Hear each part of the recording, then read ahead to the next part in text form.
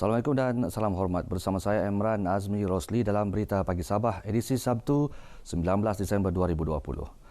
Kerajaan Negeri Sabah membentangkan belanjawan 2021 berjumlah 4.303 bilion ringgit dengan lebihan 178.7 juta ringgit berbanding anggaran kutipan hasil sebanyak 4.481 bilion ringgit. Belanjawan pertama di bawah Kerajaan Pimpinan Gabungan Rakyat Sabah GRS itu dibentangkan Ketua Menteri Datuk Seri Panglima Haji G. Nor dalam persidangan Dewan Undangan Negeri DUN Sabah semalam. Belanjawan lebihan atau surplus itu yang bertemakan rakyat sejahtera ekonomi mampan meningkat berbanding tahun 2020 iaitu 4.143 bilion ringgit.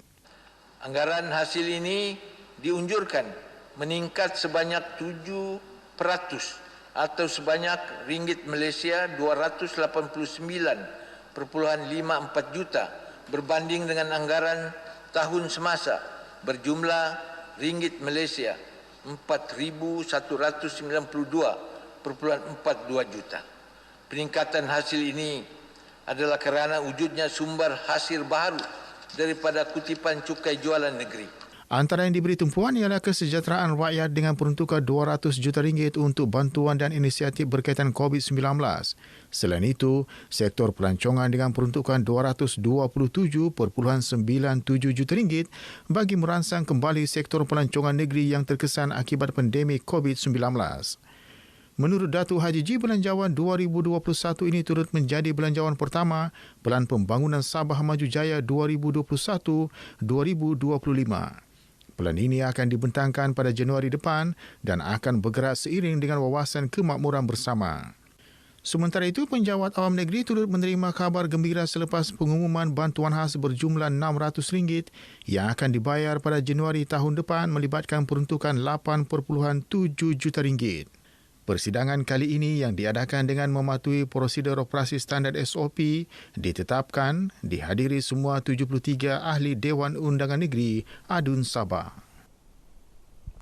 Sementara itu, para pemimpin negeri ini menyambut baik Belanjawan Negeri 2021 yang dibentangkan Ketua Menteri Datuk Seri Panglima Haji G. Nor. Kita akan memaksimalkan penggunaan peruntukan itu untuk memastikan bahawa apa juga yang telah dirancanakan akan dapat dilaksanakan. Yang penting pada saya, delivery itu, penyampaian itu harus dilaksanakan mengikut jadual dan mengikut peruntukan yang sedia ada. Saya percaya ini adalah satu bajet yang memang ditunggu-tunggu oleh rakyat. Pasca COVID, kita pacu balik ekonomi negeri Sabah selaras dengan temanya iaitu rakyat sejahtera ekonomi mampan. Manakala untuk kementerian saya, Kementerian Pembangunan Masyarakat dan Kesejahteraan Rakyat, kita berterusan memfokuskan pembelaan kepada golongan rentan. Kepada pelajar-pelajar SPM, STPM yang mengambil stam yang diberikan bantuan untuk peperiksaan mereka dan one off bagi yang akan menjejakkan kaki ke universiti atau IPT. Ini satu inisiatif yang baru yang perlu kita sokong dan sangat mengembirakan ibu bapa dan pelajar. Satu pembentangan bajet untuk rakyat yang mana kita melihat bahawa berlaku penambahan ataupun kata lain surplus. Walaupun tak banyak tetapi alhamdulillah kita mengatasi daripada hasil keuntungan melebihi daripada hasil perbelanjaan. Itu menunjukkan satu peningkatan yang baiklah untuk rakyat. Kerajaan Sabah memberi kelonggaran membenarkan sektor pelancongan dan kebudayaan beroperasi mulai hari ini sepanjang tempoh Perintah Kawalan Pergerakan Bersyarat PKPB di Sabah. Jumlah kehadiran pengunjung adalah tertakluk pada 50% keluasan premis dengan penjarakan fizikal. Manakala bagi sektor melibatkan persembahan pentas, ia dibenarkan tanpa kehadiran penonton. Menurut kenyataan Menteri Kerajaan Tempatan dan Perumahan Sabah Datuk Seri Panglima Masidi Manjun, sektor sukan dan rekreasi termasuk sukan air akan dibenarkan beroperasi secara berfasa pada Januari tahun hadapan. Bagi kawasan Perintah Kawalan Pergerakan diperketatkan PKPD, sebarang aktiviti sukan dan rekreasi tidak dibenarkan. Sementara itu, sebanyak 260 kes positif baharu direkodkan semalam menjadikan jumlah kumulatif kes kini 34,083.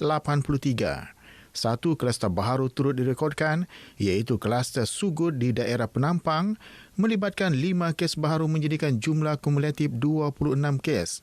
Kluster itu berpunca daripada aktiviti sosial melibatkan 3 buah kampung iaitu Kampung Timpango Sugut, Tirik dan Kampung Timpayasa. Manakala seramai 274 pesakit sembuh menjadikan jumlah kumulatif sembuh seramai 31,279 orang. Sejumlah 2,048 pesakit sedang menerima rawatan iaitu 615 orang dirawat di hospital manakala 1,433 di PKRC. Bilangan pesakit COVID-19 dalam ICU ialah 61 orang manakala 17 lagi memerlukan alat bantuan pernafasan. Tahap penggunaan katil sebanyak 32.09% daripada 6,382 unit.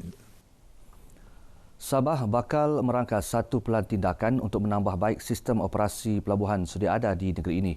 Pelan tindakan itu akan mengambil kira teknikal dan sasaran pelabuhan serta usaha mewujudkan pusat sehenti khusus kepada para pelabur di negeri ini.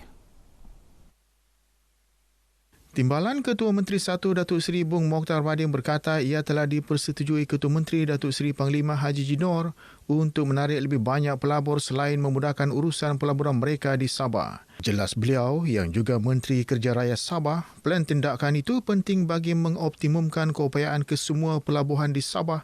Ini memandangkan hanya 50 hingga 60% daripada kapasiti pelabuhan dimanfaatkan.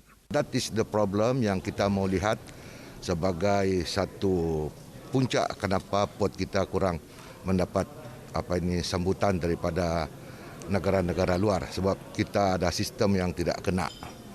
Dan ini akan saya bincang dengan ICUT JKR untuk mengemukakan perkara-perkara yang perlu kita laksanakan. Beliau menyatakan demikian dalam sidang media di Kota Kinabalu. Terdahulu beliau menyempurnakan upacara penyerahan watika pelantikan ahli-ahli Lembaga Pengarah, Lembaga Kebudayaan Negeri Sabah, Lembaga Pelancongan Sabah, Lembaga Pemegang Amanah Taman-Taman Sabah dan Lembaga Pelabuhan-Pelabuhan Sabah. Gara-gara terdesak dengan masalah kewangan, seorang lelaki berusia 34 tahun terpaksa meminjam wang daripada sebuah sindiket pinjaman tidak berlesen di Sandakan. Malangnya gagal melunaskan bayaran dan menyebabkan beliau diugut along terbabit. Kerana bimbang dengan keselamatan diri dan keluarganya, mangsa yang hampir ditikam segera membuat laporan polis sehingga membawa kepada penangkapan 8 suspek termasuk seorang wanita. Dalam sidang media di Kota Kinabalu, Timbalan Pesuruhjaya Polis Sabah Datuk Mazli Mazlan memberitahu kesemua suspek dipercayai berperanan sebagai pengutip hutang, pengurus dan juga pembantu along berkenaan. Hasil siasatan mangsa membuat pinjaman sebanyak RM800 dan meminta penangguhan bayaran apabila diminta menjelaskan hutang sebanyak RM1,600. Mangsa yang telah terancam dan bimbang akan keselamatan diri dan keluarganya seterusnya membuat laporan polis. Kesemua tangkapan telah direman di bawah Seksyen 117 Kanun Prosedur Jenayah Akta 593. Reman selama 4 hari telah dibenarkan sehingga tarikh 20 hari bulan. Datuk Mazli menasihatkan orang ramai agar tidak terpedaya dengan sindiket tersebut serta tampil membuat aduan sekiranya menerima ugutan serupa bagi memudahkan polis menjalankan siasatan. Kes disiasat di bawah Seksyen 5-2 Akta Pemberi Pinjaman Wang 1951 dan Seksyen 506 Kanun Kesiksaan. Bulan Sabit Merah Malaysia BSMM Negeri Sabah yakin mampu mencapai sasaran 8,000 pain kutipan darah sebelum akhir tahun ini. Pengurusinya Datuk Asnan Yunus Chung berkata, setakat ini jumlah kutipan darah yang berjaya dikumpul mencecah lebih 7,000 pain. Kejayaan kutipan tersebut hasil komitmen tinggi BSMM melaksanakan kempen darah di setiap daerah terutama semasa Perintah Kawalan Pergerakan PKP dan Perintah Kawalan Pergerakan Bersyarat PKPB dikuatkuasakan.